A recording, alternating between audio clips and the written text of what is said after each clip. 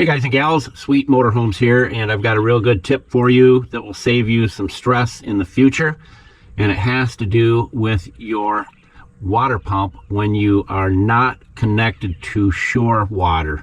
That little rig right there on your left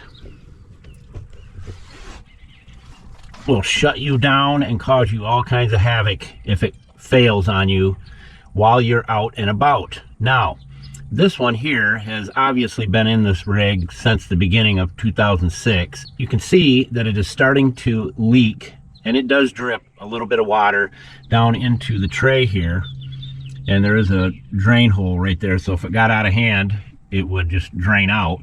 But the last thing you need is it spraying water when you turn it on. Our suggestion is to you, because it's probably the second most important thing on your RV, is to have water. And say that you're driving down the road and you have no place to go to the restroom, you pull over to a rest stop, there's no restrooms there, so you use your restroom in your motorhome, and guess what? The water's not working because the pump quit. So we always suggest is to pick yourself up a new one and have it on hand. Julio, tell everybody where all the tools are located. Buscar en el show más de la descripción del video para todas las herramientas.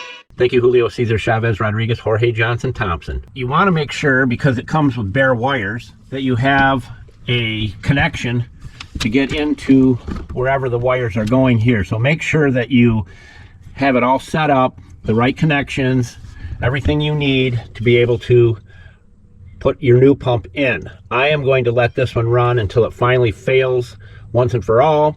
And then I'm going to research a little bit and see if there's a O-ring kit for it or whatever, so I can make this my backup. I'm just sharing with you, if you've ever had one go down in the middle of your vacation or travels, it is a real pain to not have water. So just a little helpful hint there for you. Also, we're going to be installing new batteries in an up-and-coming video. I think you'll be surprised on what we put in.